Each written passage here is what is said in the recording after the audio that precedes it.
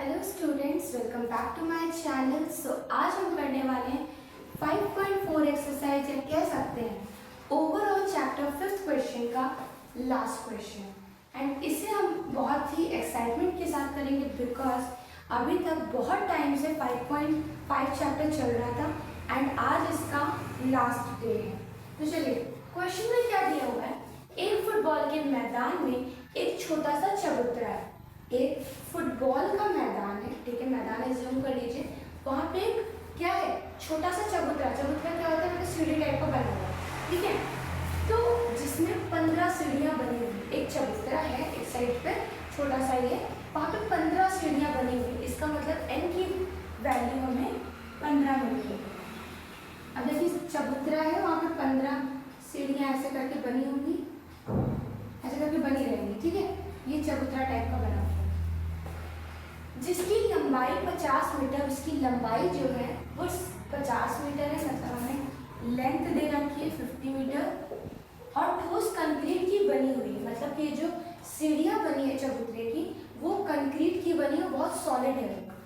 प्रत्येक सीढ़ी की चढ़ाई मतलब क्या होता है, चढ़ाई यहाँ से यहाँ तक, मतलब ऊंचाई एक तरीके से कह सकते हैं, ठीक है। तो हाइट यहाँ, चढ़ाई मतलब ऊंचाई, तो हाइट यहाँ पे दे रखी है 1/4 मीटर और 1/2 मीटर का फैलाव, मतलब चौड़ाई है। तो यहाँ पे ब्रेथ दे रखी है 1/2 मीटर। इन चबूतरों को बनाने में लगी कंक्रीट का कुल आयतन परिकलित कीजिए। इसका मतलब पूरा आयतन परिकलित करना है। पूरा आयतन का मतलब क्या समझ रहे हैं, एसएन समझ में आ रहा है कि हमें एसएन फाइंड करना है। तो एसएन फाइंड करने के लिए हमें यहाँ पे क्या करना पड़ेगा, सबसे पहले घनाभ का आयतन निकालना पड़ेगा। तो घनाभ का आयतन क्या होता है, घनाभ का आयतन, घनाभ का आयतन अगर किसी को आता है तो वो कमेंट में बिना पॉज करे वीडियो को एंड देन वो उसको कमेंट करे, फिर वो क्वेश्चन को करेंगे। घनाभ का आयतन क्या होता है, घनाभ का आयतन is equal to length into breadth into height. Video pause करके आंसर लिखने के बाद ही ये चीज़ देखनी है। तो अब length into breadth into height क्या होगा, लेंथ हमारी 50 दे रखी है, ब्रेथ हमारी दी है 1/2 और हाइट हमारी 1/4। इसे डिवाइड करेंगे 25 आ गया, तो हमारे पास 25/4 आ गया। अब हम क्या करेंगे, अब हम बैठकर AP बनाएंगे। तो AP कैसे बनेगी, AP इज इक्वल टू 25/4। अगर इसको दूसरा निकालेंगे तो 2 से मल्टीप्लाई कर देंगे, 50/4, फिर 75/4, ऐसे ये लास्ट वाला 15 इंटू 25/4 आएगी वैल्यू। अब जो लास्ट है वो क्या होगा, AN होगा। हमें AN की वैल्यू भी मिल गई और A की वैल्यू भी मिल गई। अब हम क्या करेंगे, अब हम SN निकाल लेंगे। SN is equal to n/2 A plus AN।